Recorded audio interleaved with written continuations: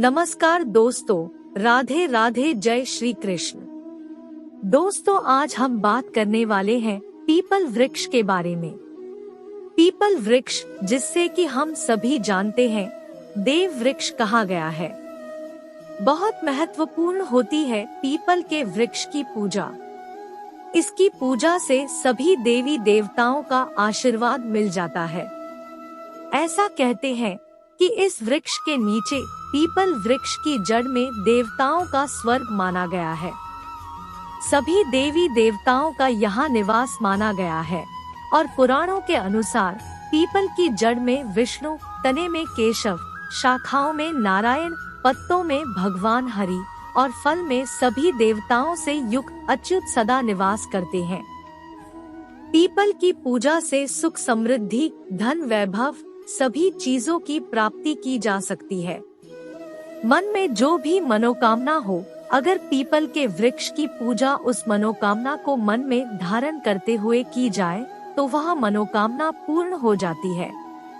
कई ऐसे प्रश्न मन में उठते हैं, जैसे कि पीपल में जल देते समय सूर्योदय से पहले देना चाहिए या सूर्योदय के बाद देना चाहिए। पीपल में जो हम दीप दान करते हैं, सूर्यास्त से पहले करें या सूर्यास्त के बाद करें, सुबह शाम दोनों समय दीपक जला सकते हैं। क्या परिक्रमा करना जरूरी है, और अगर जरूरी है तो कितनी परिक्रमा करनी चाहिए? क्या शनिवार को ही सिर्फ हम पीपल में जल दे सकते हैं? क्या किसी और दिन जल नहीं देना चाहिए? तो इन सभी प्रश्नों पर आज की वीडियो आधारित है, तो वीडियो को अंत तक जरूर देखिएगा।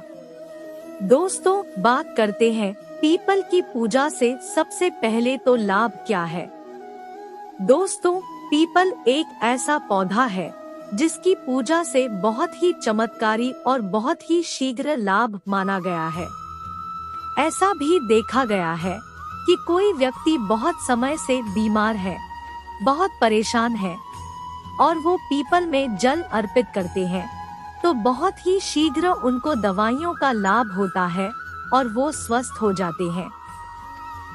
आप आर्थिक रूप से परेशान हैं, शारीरिक रूप से परेशान हैं, मानसिक रूप से आप बहुत अधिक परेशान हैं, तनाव में रहते हैं, चिंता में रहते हैं, कर्ज में डूबे हो, किसी भी प्रकार की आपकी परेशानी हो, अगर आप पीपल की पूजा करते हैं, पीपल में जल देते हैं, दीप दान करते हैं, परिक्रमा करते हैं, तो आपके जीवन की समस्त समस्याएं बहुत ही शीघ्र दूर होती है। पीपल की पूजा के बहुत चमत्कारी लाभ हमारे शास्त्रों में भी बताए गए हैं और जो लोग पीपल की पूजा करते हैं उनके अनुभव बहुत ही चमत्कारी है। बहुत ही प्रसन्न होते हैं जो लोग नियमित पीपल की पूजा करते हैं, क्योंकि इससे लाभ बहुत शीघ्र मिलता है। मतलब अगर आप किसी भी प्रकार की ऐसी परेशान से ग्रस्त है जिसका निवारण आपको नहीं मिल रहा है, जिसका कारण भी आपको समझ में नहीं आ रहा है, तो आप अपने घर के आसपास कोई भी पीपल का वृक्ष देख लीजिए। फिर हर शनिवार को वहां जल देने चाहिए और शाम के समय दीप दान कीजिए। बहुत ही शीघ्र आप अपनी चिंता से, अपनी परेशानी से मुक्ति पा जाते हैं। कारण क्या होता है कि हमारे शास्त्रों में ऐसा माना जाता है कि पीपल के वृक्ष पर कई देवी देवताओं का वास है। 33 कोटि देवी देवता इस वृक्ष पर वास करते हैं। श्री हरि, विष्णु, भगवान शिव और ब्रह्मा जी इस वृक्ष पर वास करते हैं और साथ ही साथ समय समय पर माँ लक्ष्मी यहाँ पर निवास करती है और इस तरह से 33 कोटि देवी देवताओं का आशीर्वाद हमें मिलता है। भगवान श्री हरि का आशीर्वाद हमें मिलता है और हमारे पितृ भी इस वृक्ष पर ही वास करते हैं। पीपल के वृक्ष में पितरों का वास माना गया है, तो जब हमें इन सब का आशीर्वाद मिलता है, हम जब पूजा करते हैं, जल देते हैं और वहाँ प्रार्थना करते हैं, उनकी कृपा मांगते हैं, तो बहुत ही शीघ्र हमारे मन की हर कामना पूर्ण हो जाती है और किसी भी परेशानी से हम ग्रस्त हो, वो हमारी परेशानी बहुत ही शीघ्र दूर हो जाती है इसलिए पीपल की पूजा बहुत ही चमत्कारी लाभ देने वाली होती है। तो अगर आप किसी भी वजह से परेशान हैं, तो एक बार पीपल की पूजा करके देखिए, बहुत ही शीघ्र आपको लाभ होगा। कितने शनिवार आपको पीपल की पूजा करने से लाभ होगा? देखिए, वैसे कम से कम 7 शनिवार पीपल की पूजा करनी चाहिए, लेकिन आप अगर लगातार 11 या 21 शनिवार करते हैं या इससे अधिक करें, जैसे अगर आप शुरू कर रहे हैं, आप 7.5 में हैं या फिर आपके ऊपर ढैया चल रही है, तो आपको निरंतर ही हर शनिवार को पीपल में जल देना चाहिए। जब तक ढैया है कम से कम आप तब तक दीजिए, क्योंकि जो ढैया या 7.5 की परेशानी होती है, यह बहुत ज्यादा परेशान करने वाली होती है, मानसिक रूप से और आर्थिक रूप से भी। तो अगर आप पीपल में जल देते रहेंगे तो आप इन परेशानियों से, मतलब शनि जनित जो परेशानियां हैं, उससे आप बहुत अधिक राहत पा जाएंगे। तो कीजिए, आप कम से कम 7 शनिवार तो जरूर करना चाहिए। बात करते हैं इस प्रश्न के ऊपर कि पीपल में जल क्या सिर्फ शनिवार को ही दे सकते हैं।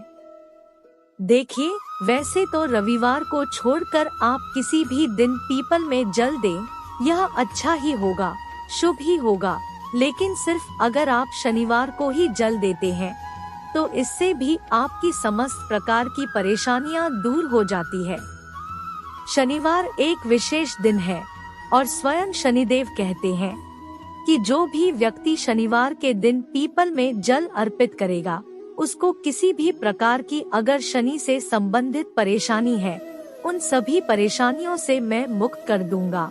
और शनि से संबंधित अगर कोई भी परेशानी आपको है, तो जो भी शनिदेव की पीड़ा से जूझ रहे हैं, उन्हें पता है अगर शनिदेव आपके ऊपर किसी भी प्रकार से प्रभाव डालते हैं, तो आपके जीवन में आर्थिक, शारीरिक, मानसिक तमाम तरह की परेशानियां, मतलब सभी परेशानियां आपके जीवन में होती है।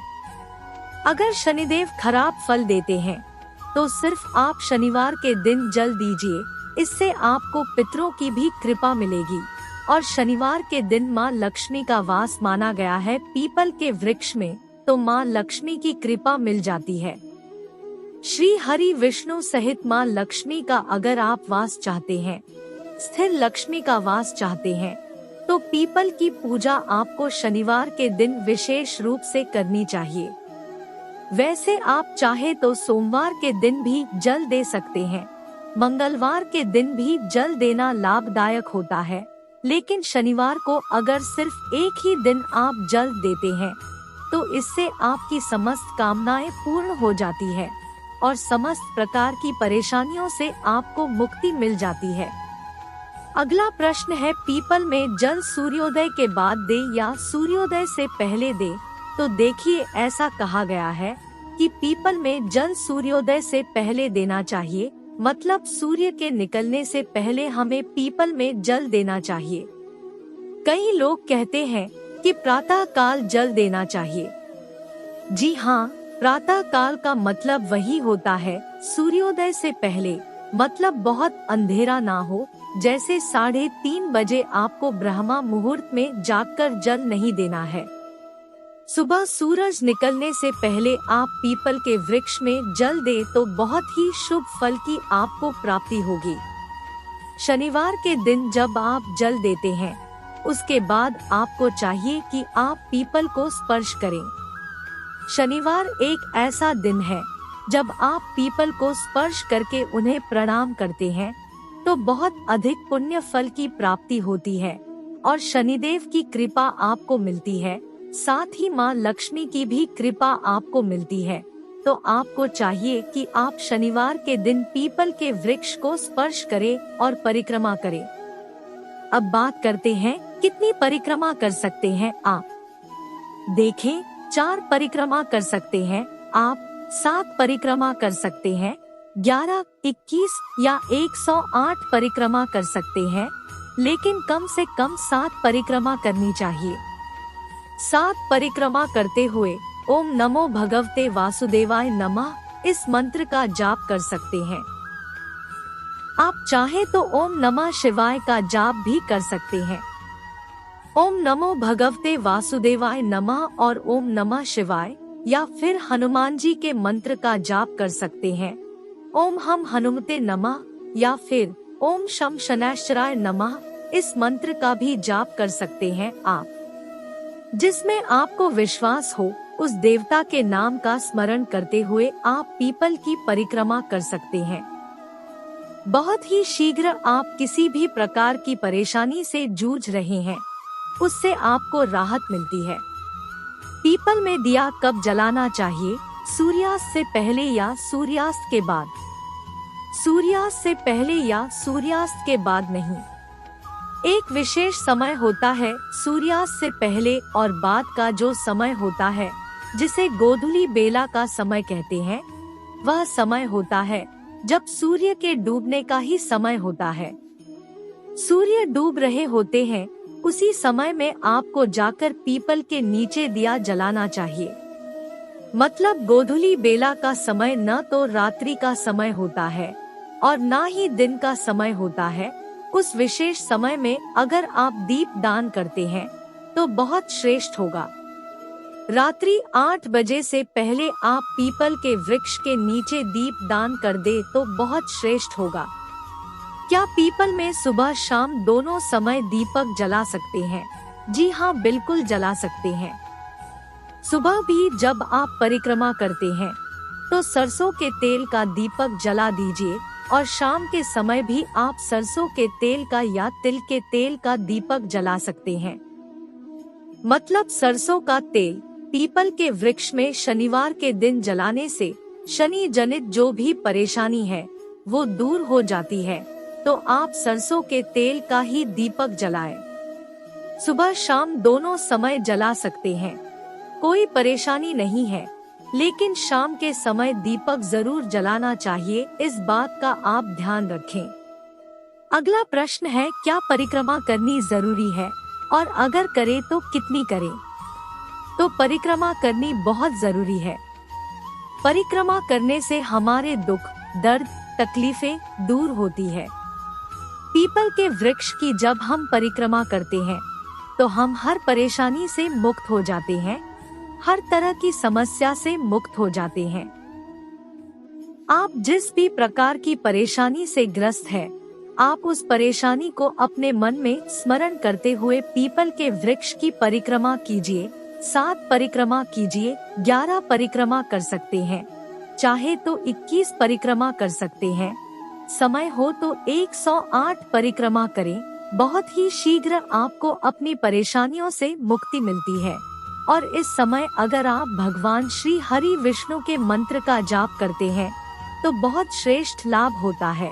और अगर आप 7.5 से जूझ रहे हैं, 7.5 या ढैया से या शनि आपके किसी भी प्रकार से गोचर में है और आपको शुभ फल नहीं दे रहे हैं, परेशान कर रहे हैं, तो आपको चाहिए कि आप शनि के मंत्र का जाप करें। ओम शम शनैश्चराय नमः, इस मंत्र का जाप करें।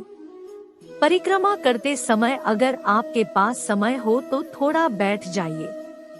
पीपल की छांव में ही बैठकर मंत्र का जाप करें। चाहे आप हनुमान चालीसा का पाठ कर ले या फिर शनिदेव के मंत्र का जाप कर ले। हनुमान जी के मंत्र का जाप करने या भगवान श्री हरि विष्णु के मंत्र ओम नमो भगवते वासुदेवाय नमः, इस मंत्र का जाप करें या फिर ओम नमः शिवाय का जाप करें। कुछ समय पीपल के वृक्ष में बैठकर ध्यान करने से, साधना करने से, मंत्र जाप करने से हमारे जीवन की समस्त प्रकार की समस्याएं दूर होती है, मानसिक शांति मिलती है। अगर आपके मन में किसी भी प्रकार का तनाव है, किसी भी प्रकार से आप किसी ऐसी परेशानी से ग्रस्त हैं जो आप किसी को भी नहीं बता रहे हैं, अंदर ही अंदर आप घुट रहे हैं, परेशान हो रहे हैं, तो आपको पीपल के नीचे बैठकर ओम नमः शिवाय मंत्र का जाप करना चाहिए। अधिक से अधिक संख्या में जितना भी आपके पास समय हो, जल देने के बाद थोड़े समय पीपल की छांव में बैठकर ही आपको यह जाप करना है। आप देखेंगे बहुत ही शीघ्र 2 या 3 शनिवार में ही आपको राहत बहुत शीघ्र मिल जाती है, क्योंकि पीपल के नीचे जप करने से हमारे पितरों की कृपा हमें मिलती है और पीपल के नीचे साधना करने से सिद्धि की प्राप्ति होती है।